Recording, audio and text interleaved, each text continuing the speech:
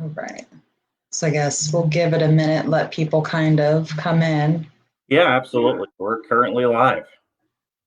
Awesome.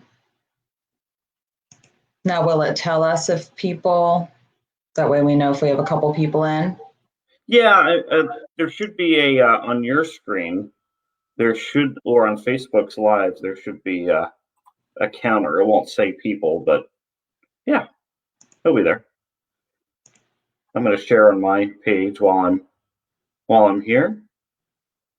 Let me see. Share via, nope, I can't do that. More options. Share to a page. Here we go.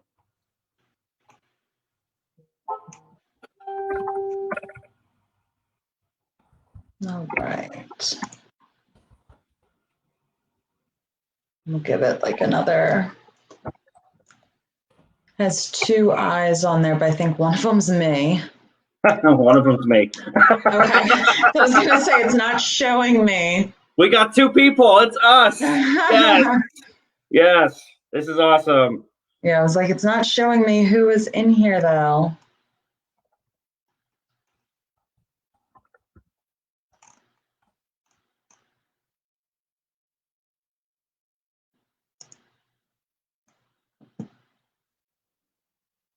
Well, we'll see. I did reach out. I emailed about 20 people, so. Awesome. I had someone reach out to me as well, and they wouldn't be able to make it, but they were curious if the stream would be available afterwards. Yes, so, they were asking for a recording, yeah. Yep, so I told them that it'd be available on your page and linked your page. So perfect. All right, yeah. So we have a couple people joining in. All right. Awesome. We're just giving it a couple minutes to let people join. Awesome.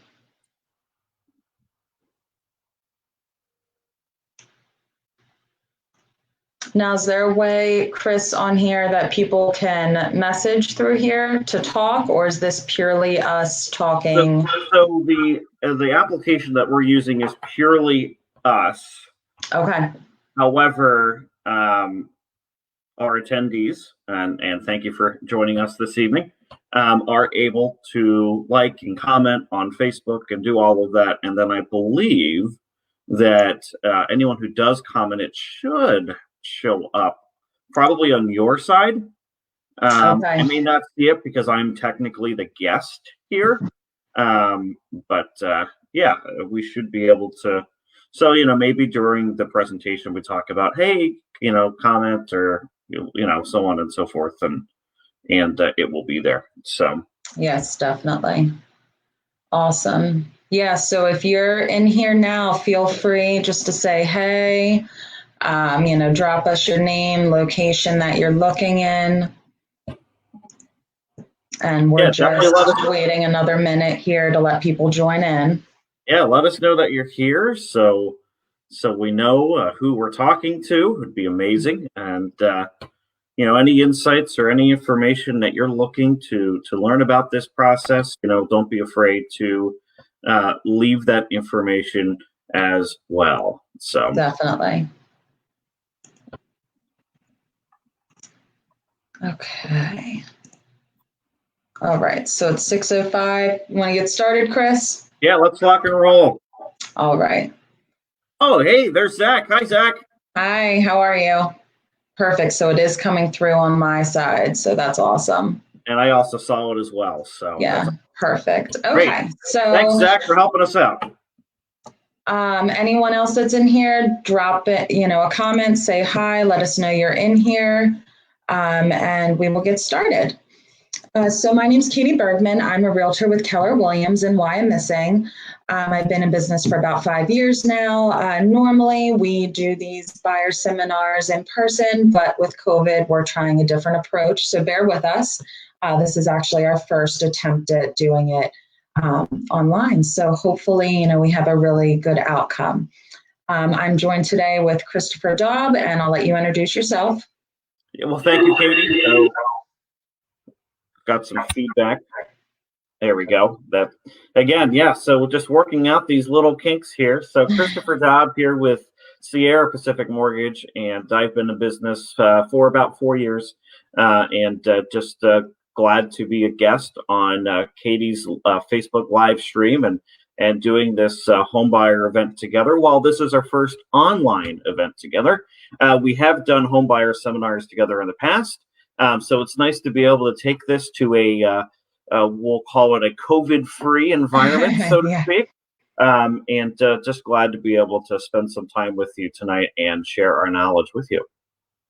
Definitely. And this is going to be just a really brief overview. We're not going to dive too deep into the specific issues. Of course, if you have any questions, anything specific to your, what you're doing, of course, reach out and we can answer any questions. All right. So we will get started. So the first part, looking for a home, you're going to call me up. You're going to say, hey, I'm ready to buy a house. First thing I'm going to ask you is, have you talked with a lender? 9 times out of 10 people look at me, say, what's a lender?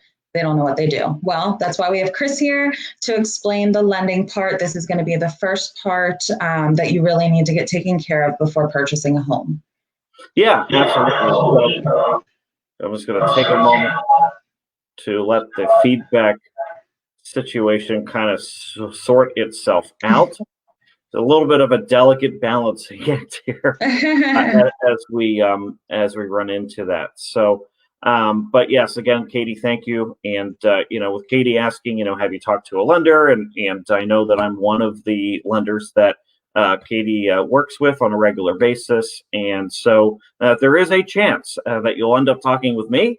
And what will happen is Katie will either introduce us either through a group text, or will just ask me to reach out, or she'll ask you to reach out, and then we get connected. And what I'm going to do is I'm going to attempt to schedule a phone call with you.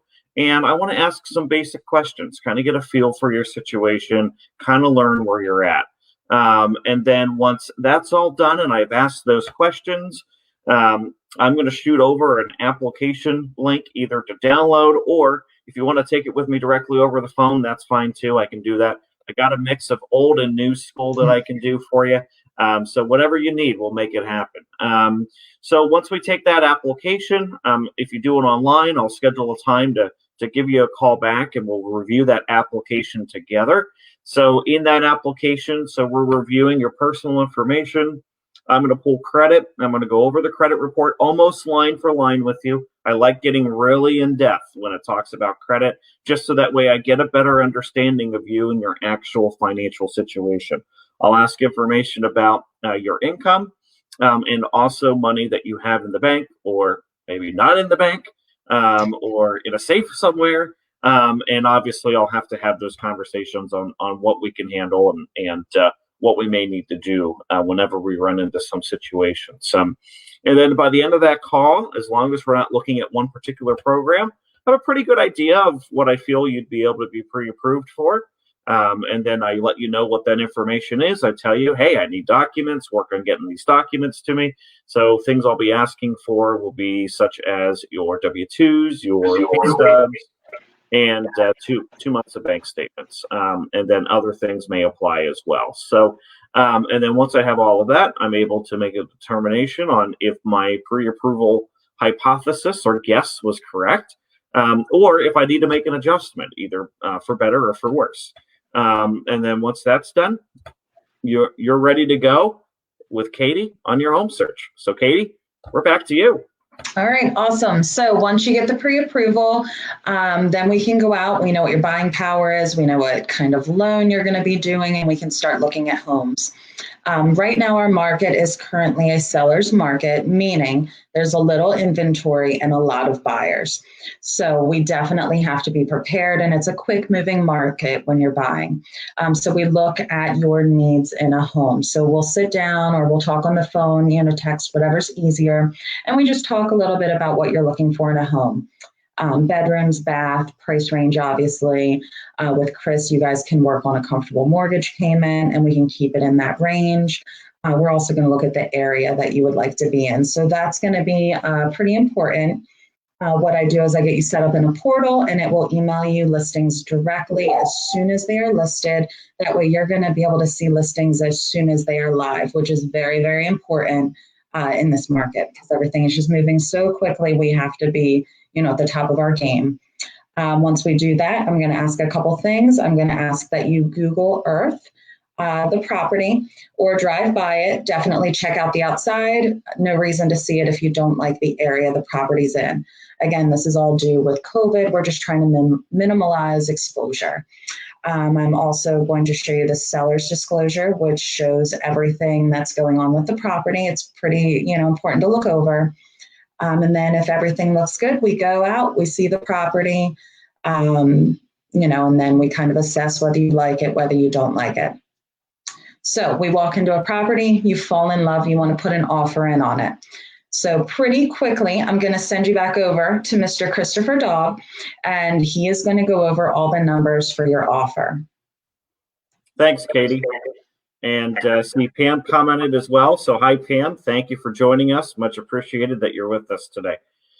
So with the cost estimate and trying to structure the offer, what we're going to be looking for is I'm going to be giving you a breakdown of the costs to execute your transaction based off of the loan program that we've recommended for you, that would be the best option for you.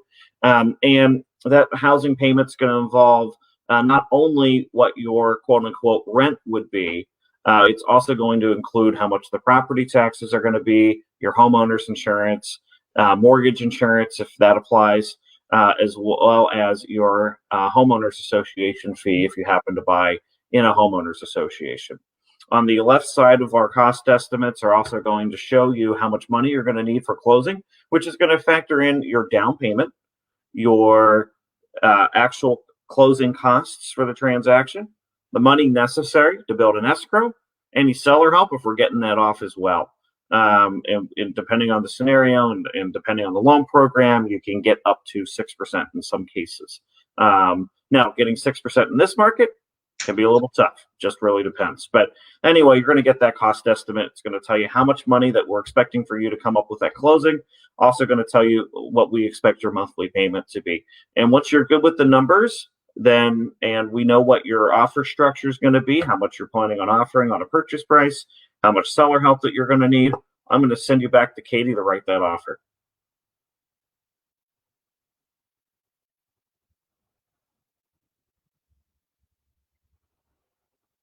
And it looks like Katie is still framed right now, meaning that there's a possibility we have lost Katie for a moment. So I'm going to continue to talk in the moment as we're trying to figure out what happened. So hopefully she's able to come back soon and everything is perfectly okay.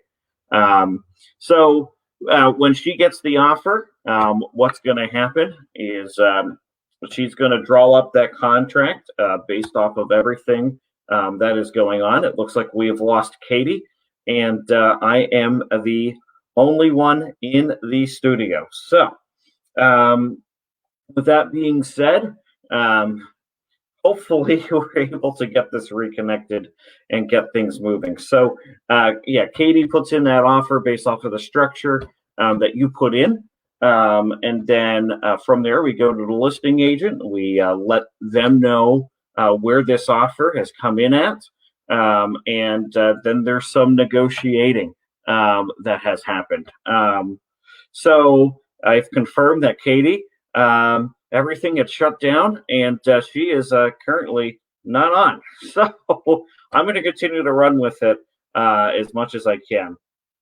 Come back. Okay.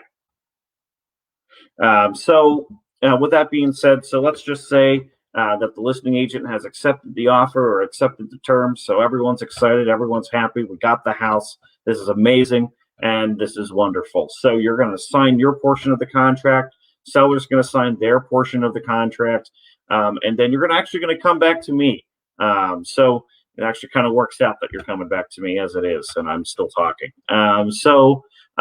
Once you have your fully executed contract, I see it. We make the adjustments on our system to make sure that everything lines up with what the contract is saying. So we finalized the mortgage application by putting the property address in there. Oh, she's back. So welcome back, Katie. Glad you First could time join. for everything. Hey, all good. It happens. No big deal. So I just got done talking about the offer. The offer got accepted. So we're back to me anyway. So you didn't really miss too much, which is good. But anyway, so with that being said, so we're finalizing that mortgage application, and then we're going to collect the money necessary for the appraisal, which in most cases is going to be $595. We collect that up front. And then once all of that's done, we're going to send your disclosures out to you, which is going to include you signing a couple of things, including the loan estimate, which is going to be the approximate breakdown of the same cost estimates that I was showing you.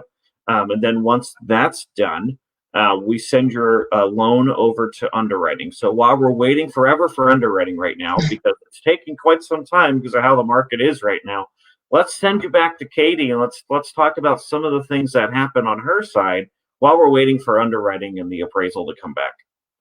Okay, so when we first go under contract, both sides are signed. We have a signed contract.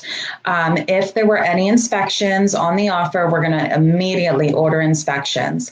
I do have companies that I recommend, and I always have you guys as the buyer schedule that so that way you can make sure you're there for the inspection. If there are no inspections, then obviously we don't schedule that. We also are going to order title, which I do have a title company I recommend, and we get title ordered immediately. What they're going to do is make sure everything is clear, there's no liens on the property, and if there is anything kind of tricky going on, they make sure all that's taken care of for closing for you. The one thing I did is the deposit. Okay, you did go through it? You did not. Okay. So when we put the offer in, you're going to have an escrow deposit check. Basically, it's your good faith, shows how interested you are in that property, how much you want that property. I always tell people for every 100,000 that a property is, put about 1,000 towards it. So 100,000, $300,000 home, 3,000. The more you put down, the more interested you look in the property, I should say. Now, what happens with that deposit money is it goes over to the listing brokerage's company, sits in an escrow account, and then on the day of closing, that money comes out, goes towards closing costs. Thank you. So the one part that I did not cover. And that's a very important part. So yeah, just a little bit, doesn't involve thousands of dollars or anything, right? So, the other thing that I'll mention is there happens to be a home inspector on our Facebook Live, or at least he commented earlier. So Zach with Merkwood Inspections, thanks for joining us tonight. Much appreciated. So a little shout out for Zach there. So now that we have the appraisal and the underwriting has come back, let's talk about that. So the underwriting is a conditional approval. And basically what that is, hey, you can buy this house as long as you bring X, Y, Z, A, B, and C. So what will happen is my processor team, they will reach out to you and they'll let you know, hey, that's great. We're conditionally approved. These are the items that we need. Go get these items for us. And then for the best service, just get those with us back within 48 hours. And as long as you do that, everything seems to work out just fine and works itself out. In the meantime, we also had the appraisal come back. So the appraisal is a person who goes out, they inspect the property, but it's completely different from a home inspection. And basically what they're assessing for is two things. The first thing that they're assessing is that they want to make sure that the property it meets the purchase price of the property and that it appraises for that particular value or more, or if it can't meet that value, less. And then the other thing, if you're getting a government loan, so if you're getting an FHA, USDA, or VA, which we can get into that details in another time, they're going to be checking for minimum property requirements per the Department of HUD and Urban Development. So as long as the property meets those, and then it's going to be coming back at a value and as is. Or if it doesn't meet those requirements, it's going to come back at a value and subject to repairs. Mm-hmm. So now, if for some reason we're subject to repairs, I let Katie know what those items are. Katie lets the listing agent know. Listing agent works with their seller to get those items fixed. And then once they're fixed, I get notified that they're ready to go for the final inspection. And then I order the final inspection and get that process moving. So it looks like the title company has also come back with no liens, and the search came back good. So, man, one less thing we have to worry about. So, yes. now that the appraisal, the title, underwriting, you got all the documents back in, we're going to send that document for clear to close. And after 75 million other days, because that's how long it's taking everything right now, we now have clear to close, and we've done everything that we've needed to do on the loan side, with the exception of one thing. But before we get to that, I'm going to send you back to Katie. Katie, before closing, what are some things that are going to be happening or that you're doing to help prepare the closing of the transaction? Okay, so once we get to this point, we're about ready to go. We're going to schedule a walkthrough. What the walkthrough is for, we're going to make sure all the personal property's out. Obviously, we want to make sure the seller, is moved out of your new home. We're also going to make sure that anything that was supposed to be repaired has been repaired. We're going to check, toilets, faucets, electricity. We're just going to look through the entire home, make sure everything is the way it's supposed to be. That normally will take place either the day before settlement, or sometimes we'll schedule it right before settlement. Settlement normally will be at my office. Now, let's say the property is down in Chester County and the walkthrough's in Chester County, everyone's in Chester County, then we, of course, will adjust to that. No point you coming up to Wyomissing if everyone else is in Chester County. So we do accommodate for that, so that's never a worry. We get all that prepared. As soon as everything's go, I verify with all parties that we're good to go on all sides. I always tell you, make sure you have your license when you come to closing. Always make sure you have an ID. Make sure it is not expired. That's a problem that I have had recently with some people, is we have expired licenses and they won't take it. So just a little, shout out for that. And then we're about ready for the day of closing. Yeah, so we'll kick it back to me. And while I'm, now that it's back, I see Billy with PFS Investments have also joined us. So Billy, thank you for joining us, and glad that you're with us for this home buying seminar. So tell your investment folks to check this out if they're interested in buying a home. I'm going to get into my DeLorean here, and we're going to backward 3 days because there's a piece that I didn't get a chance to mention. And I mentioned the loan estimate in the very beginning of the live, but now that we're towards the end of the transaction, we need to talk about what's called a closing disclosure.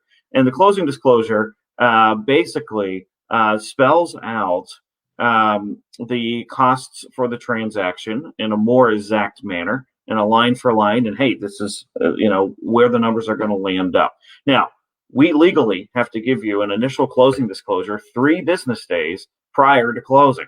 So what happens is, because the government thinks that it's a good idea to get the numbers 3 days before closing, which I agree is not a terrible idea, but that usually isn't correct, because there's always a last second utility, water, sewer adjustment, or something to that effect. So those numbers on the initial cost estimate or the initial closing estimate should be very close, but it won't be exact. So we're actually going to be looking for the final, which usually comes in the day before closing. And then I let you know, I walk over that with you on a phone call, and I let you know, hey, go to the bank and get your cashier's check, or go to the bank and execute a wire that goes to the title company. And if you do execute a wire, the one thing I do want to mention is make sure that you're calling the right people for the wire. Yes. So make sure that you get the phone number for the title company, either from Katie or from me directly, and make sure that the voice that you're hearing on the other line matches ours. And I Yes. know that sounds kind of crazy, but I used to work for a mortgage company 2 years ago, and right before I joined them, the title company that was their in-house title actually had a situation where they email was hijacked, and the client actually wired money to a fraudster, Yeah. and they lost that money and they never got it back. So, Yeah. and that's a form of wire fraud. And I want to make sure that I'm doing my part in helping you not have that happen to you. And I know that Katie is also has the same level of commitment there. Yeah. So make sure that if you're ever getting information from us that regards to the transaction, if you've heard our voice before, just make sure that, it's legitly us when conveying any of that information, to make sure that the money that you are sending to make this transaction happen gets to the right place, because that's extremely important. And I will, if it's okay, because I actually just had a lunch and learn today on that exact topic of the wire. So if I can interject really quick, when using me, I use a title company who uses a secure portal. It's called Qualia. It seems like a pain, and I'll be honest, some buyers, they're like, oh, I have to sign up for this, but it's secure. It's 100% secure. Nobody is going to get your information. It goes straight to the title company. That is exactly why they send it through the secure portal. That way, everything is secure. You don't have to worry about that. And again, just like what Chris said, if you get wiring instructions, they will never change coming from the title company. They're going to be the same. They're always going to come through that portal. Again, this is a title company that I use. Not all title companies have this portal. But that way, if there's any changes, call either me, Chris, or the title company directly and say, hey, this says that we have a change, but you told me we were never changing. I did have a client where she called me one day, she screenshot me and said, the wiring instructions are different. They're going to this, I can't remember the specifics, but it was going somewhere different. And I said, oh, that's not Linda's, my title lady. That's not Linda's information. Called her, they had gotten in, they had hacked it. They were trying to get her wire. So it's nothing to be afraid of, as long as you're knowledgeable about it, which we're, telling you right now, so you don't have to worry about that. But it's always something just to double check. And that's exactly why they use that secure portal, to make sure that stuff like that does not happen. Yeah, absolutely. And, being involved in transactions with the title company that Katie prefers, I can tell you that I'm actually a user on Qualia. So I'm also involved in that secure portal as well. I can speak to that as well. So so now it's closing day, and you have your cashier's check, or you've sent your wire, and you have your currently not expired ID, and you're going to be there. And in most cases, Katie's going to be there. If I'm available, I'm going to be there. I rarely miss my home buying settlements, but every once in a while, I can't make them all, but I do what I can to be there. But at this point, you technically don't need us, because we're just there for moral support, because you've already done all the work and everything's done. And then the title company or myself, depending on the circumstance, we'll go over the documents with you. And you'll be signing your life away in 75,000 pages. And be prepared. Do those, wrist exercises. You're signing away. Yes, absolutely. The only thing I recommend is, on your license, don't draw cats as your signature, because you might have to draw that 75 times. It will not be a fun time. There's a story about that actually happened in Washington a couple of years ago, where it was actually on the ID, and they actually had to sign 3 cat heads on every single page. So when you're at the DMV and you're ready to sign your legal name, but don't find anything different, because it could come back to you a couple years later when you go to buy your house. But you sign the papers, and then, Katie, I think there's a passing of a thing that happens, right? Oh, my pineapple. Oh, not the pineapple. Oh, yes, you're talking. So we're all done, and we hand over the keys. You get a little closing gift and a big congratulations, and that's it. You did it. You're at the end. Wait. You keys What I and a missed? pineapple? Well, you got to have a I'm the pineapple realtor. Well, yeah. I mean, keys and pineapple. What else can? What You're else set. can? You don't need anything else in life. Who Right. needs furniture? Yeah, absolutely. So then we're done. You've got your pineapple. Most importantly, you got your house key.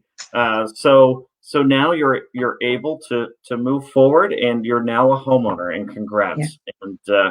And it's been so great to take this time and to go over this information with you. Yes, it's more of a high level overview, but every situation and every person's scenario is a little bit different and unique. Yeah. So, yeah. We didn't want to do this live Facebook stream, assuming one particular scenario. We wanted to make sure that, we were, giving a situation that would apply to mostly everybody. And so glad to be able to share this information with you. And naturally, if you're interested in learning more about what this situation means for you, and how this will impact you in your future, please give us a call, and we're happy to, or shoot us a message, slide in our DMs, or whatever you want to do to get a hold of us. Smoke signals, carrier pigeons. Make sure you send them to the right place. And we'll answer those questions and get things moving along for you. Awesome. Yeah, and if you have any questions at all, definitely reach out. Let us know, what you thought of this. Like we said, this is the first one, so any ideas, improvements, we're always open. And if you have any questions, know anyone looking to buy or sell, definitely send them our way. Whether it's now, a year from now, we're always willing to help people. That's what we do. Yeah, absolutely. And I think the one thing that I should mention that I did not mention is, so this home buyer process, and there's a lot of people that I talk to that they want to, and for whatever reason, either because of credit or income or whatever, it's not a possibility today, but it is a possibility tomorrow.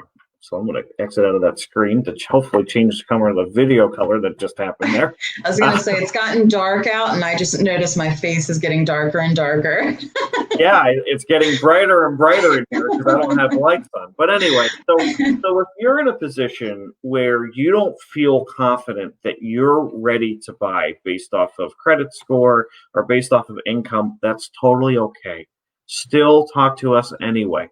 I have a proven 3-step process that helps people get into homes, and I would love to be able to share what that looks like with you and establish a plan based off of a property that you're interested that's on the market today. So usually I just need an hour of your time to be able to pull that together. So if that's something that you're interested in doing and getting some additional feedback, let me know, and I'd be happy to do that as well. So otherwise, that's pretty much it for us. Thank you for joining us. Yes, thank you so much. And even if you didn't join us live, thank you for watching. And thank you for sticking around all the way to the end. I know this is a long 30-minute video, at least it's long to some of us. So thank you for doing that, and thank you for joining us. And glad. Definitely. And we'll leave our business page information on this live as well. So that way, if you have any further or additional questions, just let us know, and we'll make those things happen for you. Definitely. Thank you, Pam. I'm glad you're able to log in. Yes, thank you, Pam, for joining us. All right, awesome. Thanks so much, guys. Thank you, Chris. Yes, absolutely.